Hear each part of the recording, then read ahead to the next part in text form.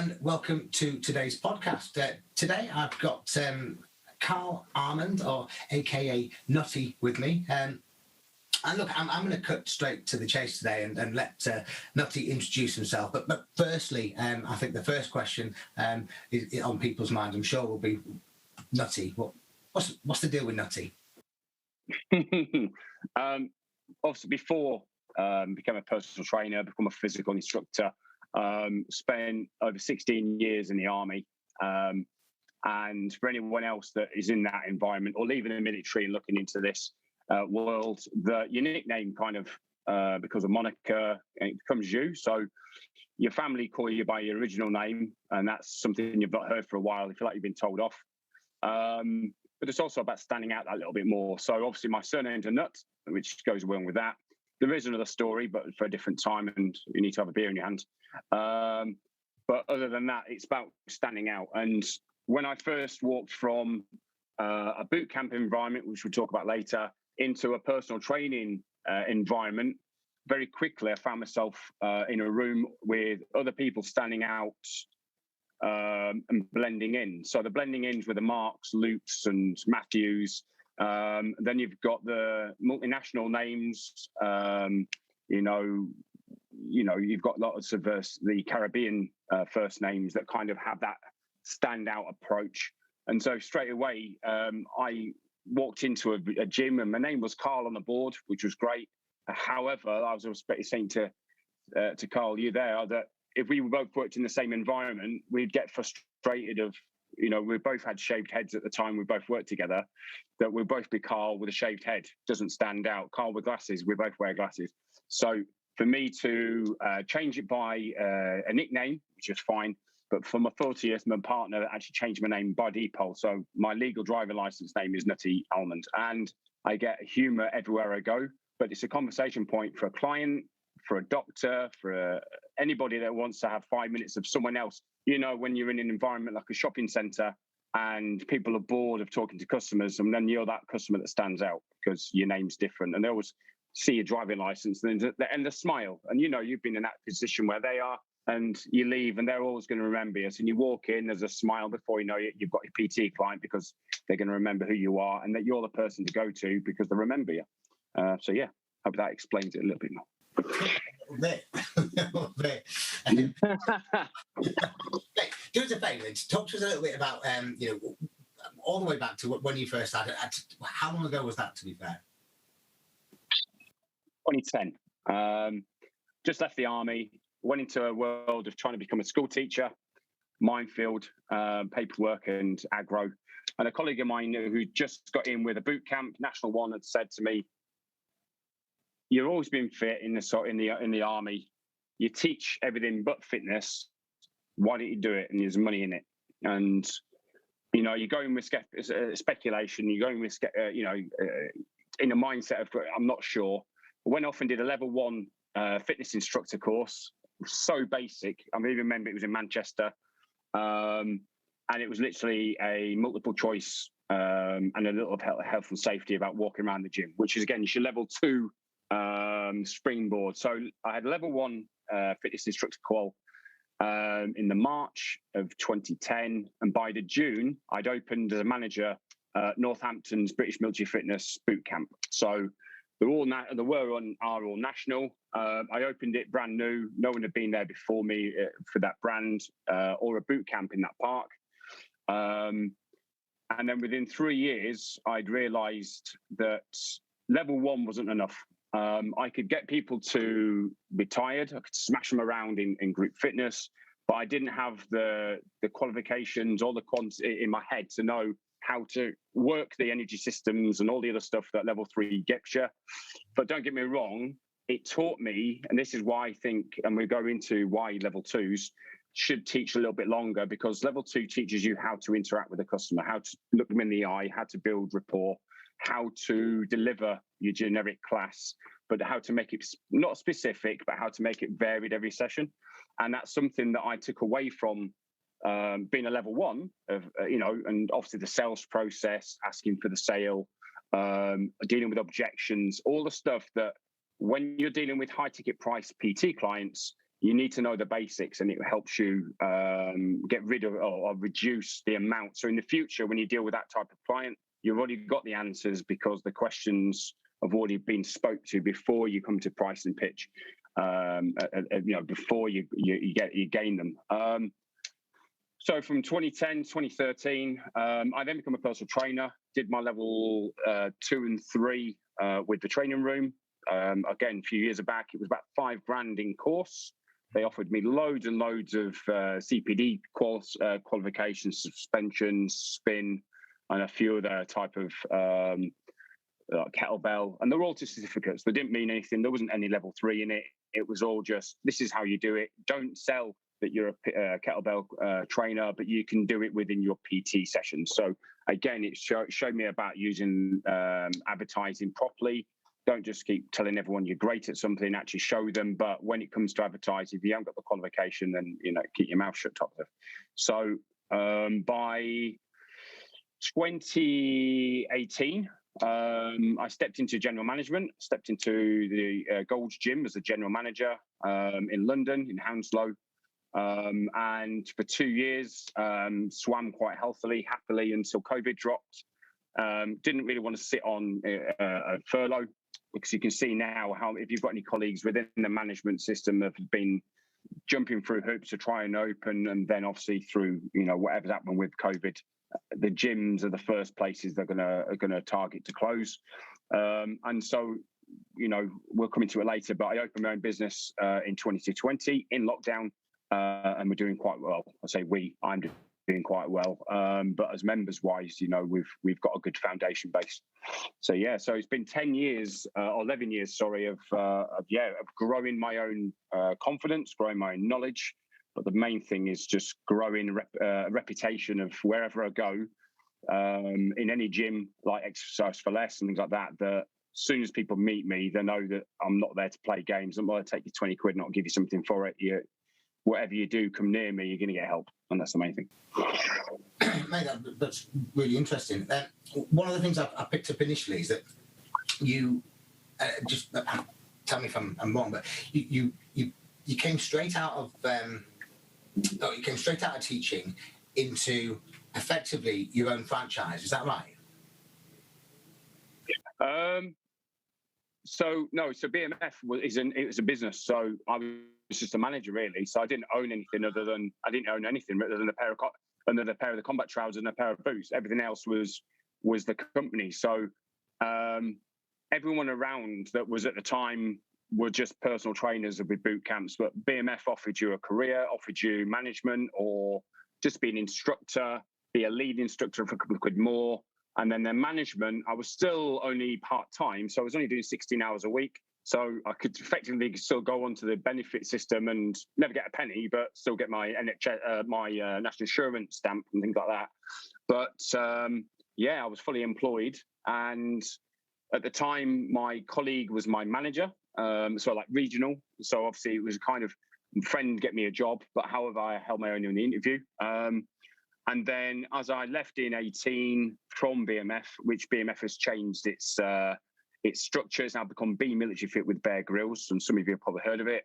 And then it was predominantly ex-military. Now anybody with a fitness qual can work with them. But for myself now, I've now got my own version. But again, I've had practice with it within different gyms, having my own classes and things like that, that has allowed me to grow my own confidence in dealing with tax, dealing with insurances, licenses, the bills that we don't like to pay, but if you don't, you can't operate. And it's a minefield, but there's people like myself, yourself, and others out there that we've done it for a few years now, and you've all you've got to do is ask us a question and you'll get help. But at the same time, with customers, they know that as soon as they come near us, the reputation itself is more important than the money. We've got to look after our reputation. Of course. Cool. Okay. So talk to me then a little bit about I suppose where you're up to now. So we'll dig into this in a little bit more detail, because this is really useful for people. Certainly throughout lockdown, where a lot of businesses have really struggled, you flourished. You've done really well out of it. So talk to us a little bit about where you're up to now, and we'll come back to some of the basic points, I think, later on, if that's okay. So when I realised furlough was the only option, and early on into COVID, I actually got COVID, and so the month that it took me to recover, it was something I took a bit of the ability to sit there frustratingly, because I like to stay active, and if anybody here knows me, I don't sit still often. I have to sit down. I have to literally tell myself to sit on the computer because I just want to get up and get gone. I think I can do more on my iPhone than I can do on my laptop, when actually it's the opposite. So when it comes down to building what I've predominantly done as my own boot camp, it looks very similar based to the old Be Military Fit or Brick Mill Fit system of 3 abilities mentioned here with behind me in the colours. But it allows every customer to feel that they've got an ability that they can assimilate to. So the fat loss, the weight loss, into confidence building, and then into the elite athlete that, from the moment they're in the park, they don't stand still. For me, it was about standing out, but for not the obvious reasons. My brand isn't about being brandish, loudish, and shoutyish. It's more about quality. My terminology is premium. Everything I do and touch is about premium. So if it's a resistance band, if it's a membership system, if it's a T-shirt or a hoodie, everything is premium. Anybody can be a discount boot camp. Now, in my time in Be Military Fit or BMF, everybody tried the voucher and Groupon effect of coming into a park, opening up very quickly with 30, 40 people coming in for a short period of low monetary value, but then you're going to try and upsell yourself. And for me, it's never been about that. I'm not here about giving anything for free other than your 14-day or 7-day trial. And that's your way of building a rapport with me as a one-to-one. And then you train within the group of 29 plus 1. So for me, it's all about the deliverance or delivery of your class. And that is where customers either like you or they don't. I've always been Marmite as a personality, but my personality doesn't come through my classes. My personality comes out in everything. So from the moment you meet me, smiling, shake your hand, look you in the eye, to during the class, look them in the eye, talk to them. And at the end, make sure you say goodbye with a shake or elbow or whatever is appropriate at the time. That everybody knows that during the class, you're not there purely just to get them into the door, get them through and get their money. The money's not even mentioned until the sales pitch quietly into the vehicle. Or even same with personal training. You get the client to buy in by training them for an hour or a little bit more, by talking to them before you get there. So the hour is actually a bonus. And people buy in, but its personality is, if I can say the best personal trainers I meet are the personalities. You can have people with 3,000 qualifications in science of fitness and they can't deliver anything. It's about the personality. If you've got the right one, you can train, you can tailor yourself to deliver better. And some people are great at delivery, but can't ask for money at the end. And these are the people we can help, we can support, because the price and the sales at the end of it is the hard bit. If you're looking in the wrong area, it's about the person finding value, and that's my word. If anyone's, as a business, I'm passionate, but as a person, it's all about value, finding value within what you're offering. Cool. Right, let's go back then to the start. Thanks for sharing that. I think there's going to be some points that you can sort of bring up today, and certainly from your fresh experience. I mean, actually operating something right now in these times where things have been pretty tough. I'm sure there's lots of share. So let's start with going back to the beginning. When you started your qualification, so you got your qualification, and at that point, I know you for being a really enthusiastic. I won't call you a group exercise instructor, but you're a large group PT instructor, and there is a difference. But I'll let you sort of come. That would it be fair to say that you preferred training the groups than one-to-one, and you sort of landed on that early doors, or was there a rationale behind it? From the days in the military, I always taught weapons and other large type of group classes. And so I feel that I'm more comfortable naturally in a group environment. Everyone's staring at me, everyone looking at me, everyone judging me.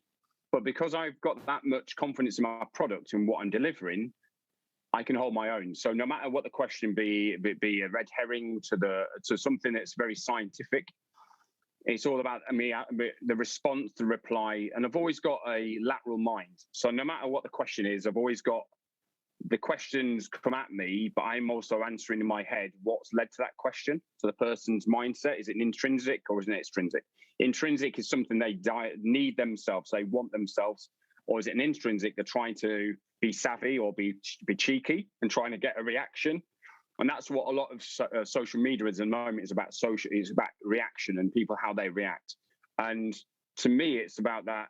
If I can find the customer's reason what they do, I can then, as a group, I'm not going to fall on my own sword. So it doesn't matter what that person's saying, it's the 28 other people watching. But when on one-to-one, it's the same thing. When the clients come in and they sore or ache from the last session, or they went running themselves and they've got a muscular type of ache, the confidence to ask me, this muscle's sore. And before we start anything, I'll show them a stretch, allow them to dynamically feel better. And then that person, then we can move forward. And I don't know, for me, I don't feel uncomfortable in a group of one. And I've been in front of 3,000 or 4,000 people in the Royal Parks, warming them up. And I've never felt that fear.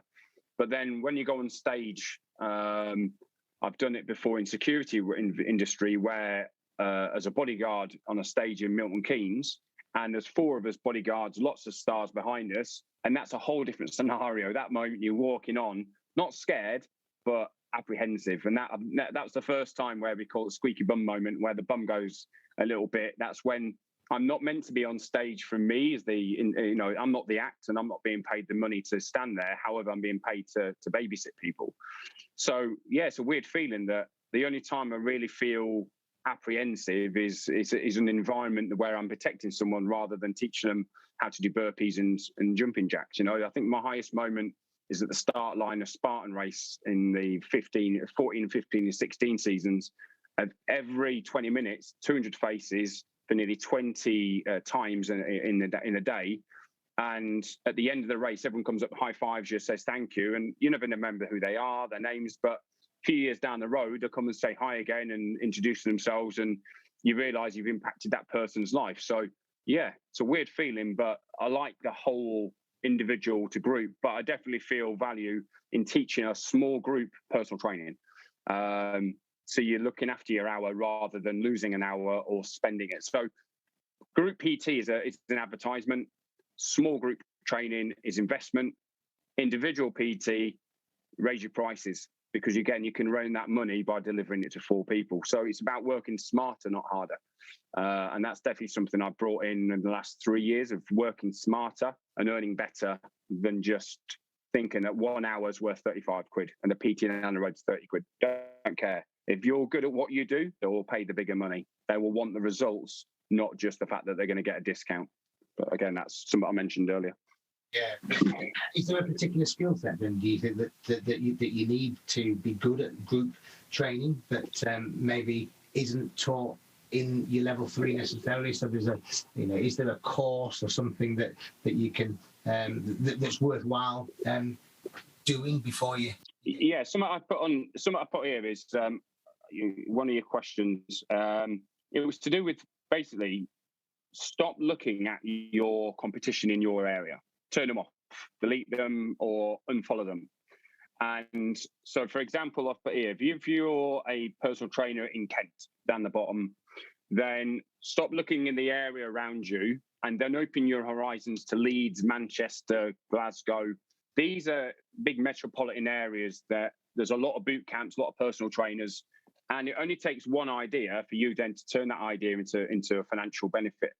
And so if you're fresh, new, with variety, and that's the biggest thing, variety. The 3 things that BMF made it, 20,000 members over the country within the 20 years they operated, was fun, varied, and challenging. It was the 3 key words. If your sessions are fun, they will come back. If they're varied, they will come back. And if they're challenged, then they will definitely come back. If you've got those 3 things in your boot camp, in your group training, you are going to be a great person. However, the hardest one I see within all the people I used to manage, because I used to have quite a few members of staff in my end of my BMF career, was variation was the hardest thing to keep. So if you get a whiteboard and you write down your workout, it's lazy, and you're being like the other personal trainers. You like being the good trainers. It's having the confidence to write a lesson plan, deliver it in your head, practice it in a small group, but not deliver it to the next group. So you keep storing them and variations. And before you know it, if you keep doing it, you get 30 lesson plans, and then you can mix up the stations. You're not writing on a whiteboard. You're not being like everyone else. Your variation is the key. And stop following people in your own area. Stop trying to be like them. Let them be like you. Lead by example. The rest can only follow. And that's something that I brought to X4L when I met you. That I led by example. Not everyone. No one in my competition within the business. No one on the outside looking in from all the other different businesses that were in the area in Wales at the time could match my knowledge. Not because I was cocky. Not because I was overconfident. It was because I brought variation to every class. And it sounds, again, that I'm coming too full on. It's not. Customers want what you do, but you've got to not be the same as everyone else. Stand out, be an individual, but then don't shout too loud. You get people like James Smith, who's a great guy, and he's built a good reputation on being a loud person, but it's what he says, not how he says it. But people react to how he says things. Calorie deficit and things like that. It's all important, but yeah, everyone listens to is the big competition out there, the David Lloyds and all these big brands, because they pay a lot of money to understand what the customer wants, what they want to sell. And for us now, you and I and a few others that we know within the industry, we're all about the variations. If we keep the customer varied, or their client, their exercise varied, they really love it, and they come back and they always want to be guess what's happening next. They don't want to go to the same part of the park or see the same whiteboard come out. They switch off and they will go down to the guy down the road because they haven't enjoyed themselves. Yeah, it's interesting that you say that, because in reality, the way to, and I'm sure we all know this, and maybe that's where we go wrong initially. We consider training our clients like we train ourselves. I've been training pretty much the same way for 20 odd years. I need variety. I need progression. I need progressive overload. I need, what I don't need necessarily is to change my workouts every time I have one. However, your average client does need that kind of variety, because it's keeping them interested. The reason why the majority of people don't train like we do is because it can be pretty boring if you yeah. And you have to keep them interested, and variety is absolutely a piece of that. And I think what another really good point that you've made, and actually it's almost been on every single one of these podcasts that I've done, someone said the same thing, that focus on yourself and don't focus on what others are doing. It's easy to get really downhearted sometimes by looking at your competition. Oh yeah. And then almost putting yourself up against them. And thinking, actually, I'm not doing as well as that person. So actually, I'm failing. I'm not able. Yeah. I'm failing. And when you're filled with that failure mindset, guess what? You're going to fucking fail. Oh, exactly. Yeah. Negativity grows. Negativity builds negativity. Positivity grows. So it's so. What you're saying there is very much so. Imagine, with your basic example, you open up on Facebook and you put yourself down as $44.99 as a price per month as a group training, and Billy Bob down the road puts himself at $39.99, and you believe that you should be dropping your prices, when actually, no. But people get so hung up on that their prices are too much. And do you know what? If people really believe in you, they will pay your price. £5, yes, is the same as a coffee, or going to Costa and get yourself a coffee and a cake. But customers do, you can break it down to how much you are, 20 pence a class or £1.30 a class. They don't need to know the price; they need to know the value, and that's the word I used before. The value. The value is, do they feel valued by you? If you go into your gym, and most of us are all in this industry, we all go and have our own gym membership, unless you're so good you've got your own out the back. But then if you have got your own at the back, you'll go and get yourself a kettlebell that is good value. It's quality for what it is, or something in there. Something you'll have bought it for the value of it. But when you come down to your own gym membership, and like I said, I go and train in a couple of competitors' venues, and I'm only there for the weights. I'm only there for the Olympic kit that I just don't want to keep buying and rusting up in my garden. But I don't go there for the value, but yet the person that is trying to do fat loss and weight loss, which is our clients, are. And the one thing that comes across from my biggest competitor is he doesn't give a shit. Sorry for swearing, but there's no kids listening. But reality is he doesn't give a crap. And that's the first thing that everyone has come across saying. And I don't react. I don't show any facial movement, but inside I'm going like this because I'm a child inside. But at the same time, when they've come across and they explain to me that they don't feel valued, he doesn't show anything of support. Now, when lockdown 3 kicked in, so we had obviously, I said I've been open since June 2020. And so when lockdown 3 kicked in, I was actually in a client's house at the time. Me and the wife were both sitting there. We just had dinner. And Boris at 8 o'clock mentioned what was going to happen. I went onto my Team Up membership and I instantly turned everything off and put on the online classes within the Monday or whatever it was. Long story short, I then went and added 1 PT session to every single person's membership. I offered over $2,000 of free PT. Now, if you put that into financial system, that's saying I'm going to basically give out $2,000 this month. However, what I allowed them to do is remunerate it by claiming their free PT session. What that allowed that person to do is come into me one-to-one, obviously social distancing, and me to understand their goals, understand their aims, understand asking questions all the way through the class. What motivates you? What is your go-to workout? Why do you come to us?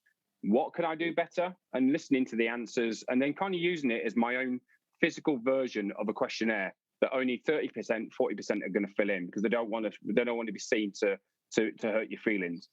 And I got 49 people out of 52 to stay with me over that lockdown. And when I reopened, or when we kind of went back to normal again, I've grown to 65. So I've gained another 15 people because these people are saying, over lockdown, he's been good value. It's not their wording, but that's the cut to the chase. They feel valued. And not because they gave $2,000 out, because only 1,400 quid was actually remunerated. But the fact I offered and told them I've done it, and so they could see that their monthly membership they paid, they got it back in 1 PT session. So that gives you an idea of our prices. Anyway, but just on that, because lockdown. I think it's really useful. Sorry to jump in, but I think it's really useful to understand. Go for it. Yeah. Loads of questions recently in various different PT Facebook groups about pricing, which makes me think that there's a real need to sort of to understand. Is there a process, and how did you do it? What made you? How did you land on a particular price? But let's say the competition was irrelevant to you. How did you do that? I sat down with my accountant and worked out my minimum pricing. Now, the way I can explain it, if you go into Domino's, if you go into Pizza Hut, if you go into Subway, look at what their basic pricing is. And if you look at Domino's, for example, it's roughly 20 quid. So they all see every individual customer coming in will be a £20 transaction. So they will have a pizza worth $16.99 with your drink, with your wedges, makes it $19.99. They will have a meal deal and then say add another for a tenner, but they want that 20 quid plus another tenner or a 9 quid, whatever. So with my accountant, I worked out how can I operate and still be in profit, but have a margin. Obviously, he explained the 33% is what you need to make your tax, to make it worth selling at tax. And so basically, I worked out that my minimum pricing is about 32 quid or 31.99 or something like that. He came out with a price. And so I see it now. If I sell at 49.99, which is my monthly unlimited classes, and they get access to all classes but other than personal training, I'm already £19 up. Now, bear in mind, every pound, 20 pence has got to go to Boris and his boys and girls. So I'm still in profit. But if I find someone turns up and I can see by the questionnaires that they are on minimum, a veteran, key worker, whatever, I've got the ability to reduce it to 33 quid and still get that person's sale, knowing that they're going to tell their friends. And I'm on blue light card, I'm on defence discount services, I've got some key worker sites I'm part of, because I don't need to smash people for their money, but as long as I meet my minimum pricing. Don't get me wrong, I don't bend over and I don't give it for free for everyone, because I don't mention it. It only mentions the discount services on my website, not how much we cost. But I don't hide the prices. I just say we're from $39.99. I'm still hitting every single of my pricing strategies based upon if I get 150 people at 33 quid. Anything more than that is profit, and everything more than that I can invest it back again and again. What do I think they're getting for 30 quid is everything. What do I think they deserve is just fun, varied and challenging, keeping it simple. What I've done within my pricing, I was speaking to you the other day about it, is I've gone into bronze, I've gone into silver. And these two levels of about opening up a new strategy in taking on something in my area, another brand that deal with weight, not fat, and taking them on and saying, I will want you to lose fat, not weight. So again, it's a bit of a challenge, but I like challenges, that's obvious. But at the same time, when it comes to pricing, the pricing is $29.99. So again, I'm within £1 of my target, and then the $49.99 is the upsell. And I reckon it'll work because I've sold so many just over 30 quid. So for me, to bring it under 30 quid, it's that car strategy of seeing a car for 6,999. You're seeing a car for £6,000. It's not, it's 7, but your brain is saying, I'm getting it now for 30 quid or 29 quid, but reality, or 20 quid, but actually it's 29.99. So it's a new strategy, and I'm doing it just to get more people in that would go and pay 20 quid to Slimming World and then 25 quid to get a new cookbook or whatever they've got going. So I know there's people out there that want it. And my app's about to launch in July, which is my anniversary. And the app with Virtual Gym, yeah, we should go leaps and bounds. Fingers crossed. Talk to you about that. Talk about the tech.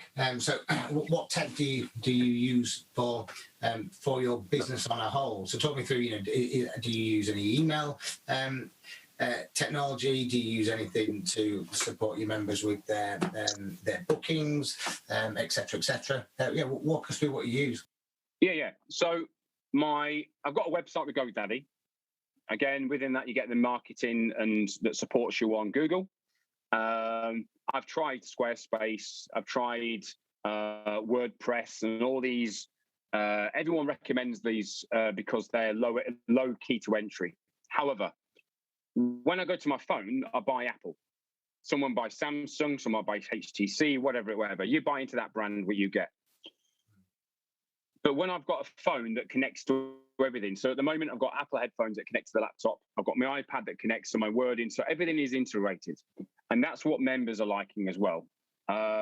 So when it comes down to accountability, which I see as retention, I've gone to MyZone. MyZone, I spend about 70 quid a month for my own venue.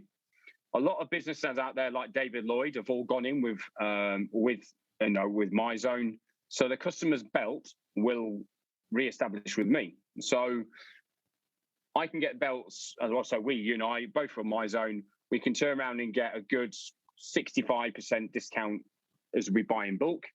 And then the customer can get that back within joining us. So if my customer joins at 60 quid up front and then say $49.99 every month, they've just bought their own belt, and they can then be tracked with their BMR, with their exertion, we call it MEPs, their calories, everything. The girls and boys that are the biggest strugglers in being accountable, I get them to wear the new MyZone Switch all day. From the moment they get up, they turn it on. From the moment they go to bed, they turn it off. And it tells me over 7 days how many calories they've burnt and how active they've been in those times. So the MEPs, etc. And then I can work that over the following week of how many calories they need to replace. And they divide it by 7. And each day they then burn their BMR. And before they know it, they're losing a stone within a month. Not because it's a stone of fat, of weight, it's a stone in fat. They're using a proper calorie deficit. And when you then look at booking and upselling. I'm early days into a virtual gym membership, so I'm building my own app through those. However, I've used PT Distinction, PT Minder, My PT Hub, Push Press, Just Coach. I've used quite a few, and to be honest with you, it's a lot of money spent in finding mistakes. But if you were to go onto any PT group today and say, who do you use? Those I've just mentioned will all come up, and they'll all be up there. Yeah. But it's not about your experience, it's your client's experience. And when they can't book a class, and they've paid the money, so they want their class booked, they want the best experience. And what I've realized is when my time at Exercise for Less, as a coach, we had virtual gym. We didn't really use it a lot. We weren't really promoted to be the key users, but the customers were on there 7 days a week, messaging, talking, interacting, and it takes it off Facebook. It puts it somewhere that's safe, and it's a conversation that not everyone is going to be negative of, because again, you can work the negativity. And to me, the GoDaddy website is simple, looks fresh, and that's what you need to be. You need to look different than every WordPress account out there. WordPress is what, got 200 different themes, and they're old themes, so you're not going to be looking fresh. You almost need to understand code, yeah to get a WordPress. Exactly that. Yeah, you need to. But don't get me wrong, I've learned over the years how again, like if you notice colours behind me, all my business, I've got the same fonts. Or the business, I've got the same colours. So the green has got one code, the red's got a code, and this is something I've stuck to. So everywhere you touch of my business, SOF, Surrey Outdoor, it's got the same colours, it's got the same fonts, it looks the same everywhere. It's something I learned years ago from BMF was tone of voice, and you'll have people go out there and they'll have their diary, they have their iPhone, and that's their PT business. But there's more than that. Customers want to wear your T-shirt. They want to wear your hoodie. They want to feel part of you. And when they go into the supermarket or going to the pub, they're wearing something of your apparel. They will feel valued and they feel part of something. They want to tell their friends they lost a stone with John Smith's boot camp. But if you look like someone else, they can mistake you for someone else. So it's, don't get me wrong, bibs are similar to other businesses. But when you see the layout on the front and stuff, I spend a lot because I'm premium, but the return is great. So when customers are going into my hoodie shop and buying a hoodie, they get the dopamine effect. They feel great. They've got the new hoodie it's in the post. But then they will be asked, why don't you buy a snood? Why don't you buy a baseball cap? Why don't you buy a bobble hat? All at the right time of year. And these are all extras that they just add into their basket. And before you know it, they spent 300 quid. But when they're walking around all day wearing our apparel, before you know it, they're telling more people. So it's advertising without actually doing anything on Facebook. And local magazines, looking for, again, this is all coming in with technology. Nextdoor app is something quite new. It's like Facebook without the negativity of advertising like it. I can advertise to the 30 boroughs in my area because I'm in a quite sparse area, which in Surrey. And for example, it'd be like North Yorkshire or just around Hull, top of Leeds, that area where there's a lot of green space. So villages are quite sparse out. Now, if you haven't got the time to go and deliver these people leaflets and you don't want to spend Royal Mail's pennies on them, look at the Nextdoor app. And this app will send you a postcard to your living address to prove you live there and it's you, your business. And then you can advertise through there, and it's cheaper and more effective. And that's how I established my initial business of Surrey Outdoor, that I went on there to Nextdoor app, a cleaner, a whispering in my ear about how good it is. And yeah, I spend, I think, about £30 a month in advertising and generally get about 4 or 5 leads. So you're talking about £5 a lead. On Facebook, that's quite good.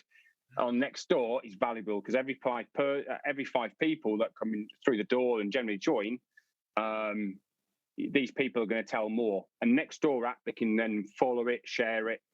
And like I said, don't live on Facebook. Don't utilize Facebook as a sales source. Use it as an advertising platform, and then take them off Facebook and use WhatsApp, which is still Facebook, still owned by them.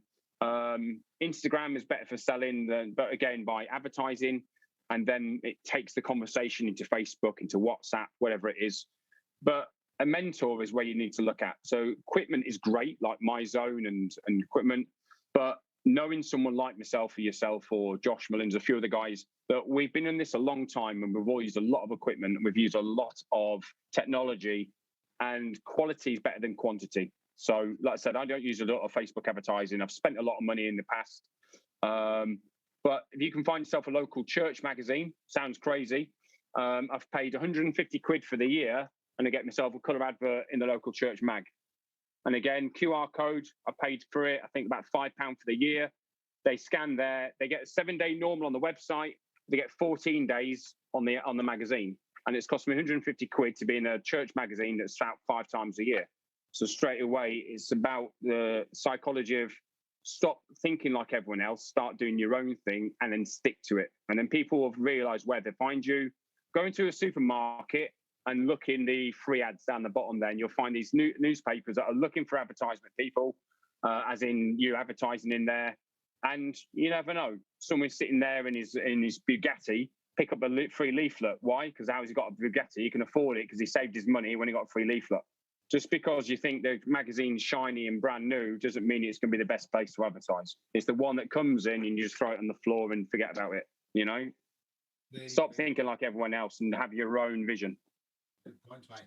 And look, I'm conscious. I know you've got another meeting in about 6 minutes. I've got one final question for you.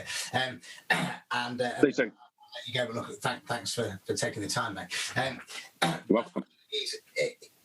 You've had a lot going on, from the marketing, the delivery, the merchandise, all the other stuff that you do. How do you manage your time?